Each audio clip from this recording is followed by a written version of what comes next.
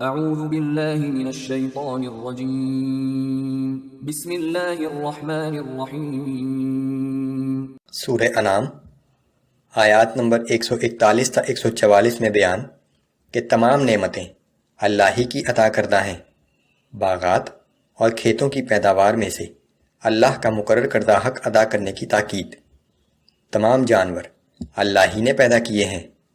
جو مویشی اللہ نے حلال قرار دیے ہیں انہیں کھانے اور ان میں سے کسی کو حرام نہ قرار دینے کی تاکید۔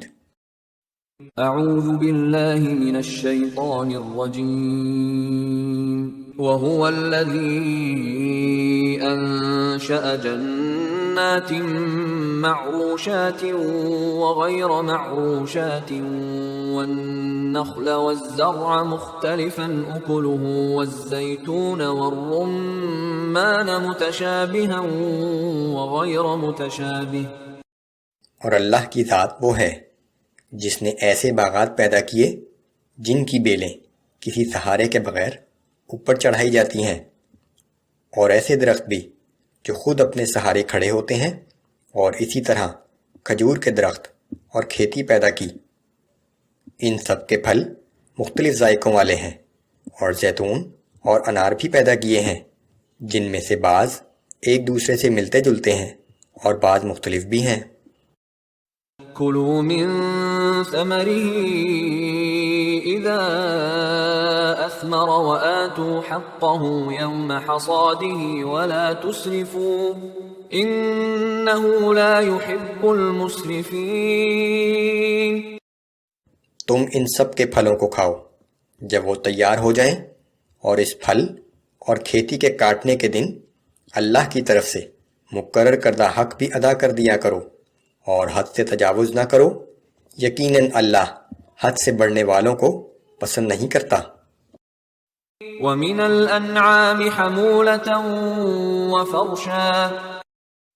اس نے چوپایوں میں سے وہ جانور بھی پیدا کیے جن سے سواری و باربرداری کا کام لیا جاتا ہے، اور ایسے جانور بھی جو چھوٹے قد والے ہیں۔ كُلُوا مِمَّا رَزَقَكُمُ اللَّهُ وَلَا تَتَّبِعُوا خُطُوَاتِ الشَّيْطَانِ إِنَّهُ لَكُمْ عَدُوٌّ مُبِينٌ۔ کھاؤ ان چیزوں میں سے جو اللہ نے تمہیں عطا کی ہیں، اور شیطان کی پیروی نہ کرو، بے شک وہ تمہارا کھلا دشمن ہے۔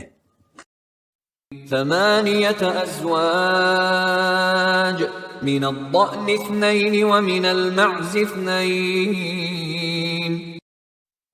مویشی جانوروں کی 8 قسمیں ہیں، 2 نر و مادہ بھیڑ سے اور 2 نر و مادہ بکریوں میں سے۔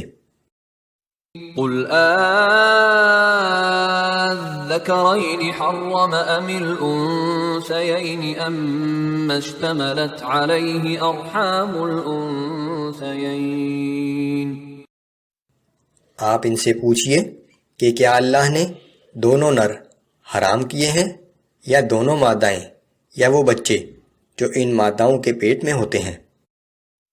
نبئوني بعلم إن كنتم صادقين۔ اگر تم اپنے دعوے میں سچے ہو تو مجھے اس کی سند بتاؤ۔ ومن الإبل اثنين ومن البقر اثنين۔ اور اسی طرح اس نے اونٹ اور گائے سے بھی 2 نر اور 2 مادہ پیدا کیے۔ عرب میں یہی جانور معروف تھے۔ قل آذكرين حرم أم الأنثيين أما اشتملت عليه أرحام الأنثيين۔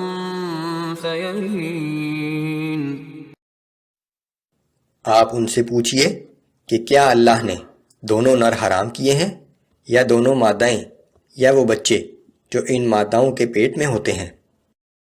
أَمْ كُنْتُمْ شُهَدَاءَ إِذْ وَصَّاكُمُ اللَّهُ بِهَذَا۔ اور کیا تم خود اس وقت موجود تھے جب اللہ نے ان کے حرام ہونے کا حکم دیا تھا۔ فَمَنْ أَظْلَمُ مِمَّنِ افْتَرَى عَلَى اللَّهِ كَذِبًا لِيُضِلَّ النَّاسَ بِغَيْرِ عِلْمٍ ان اللہ لا يهدی القوم الظالمین۔ اس شخص سے بڑھ کر ظالم کون ہوگا جو لوگوں کو گمراہ کرنے کے لیے بغیر کسی تحقیق کے اللہ کی طرف منسوب کر کے جھوٹی بات کہے۔ یقیناً اللہ ایسے ظالموں کی راہ راست کی طرف رہنمائی نہیں کرتا۔ مشرکین نے ان میں سے بعض جانوروں کو حرام قرار دے رکھا تھا اور کہتے تھے کہ انہیں اللہ نے حرام قرار دیا ہے۔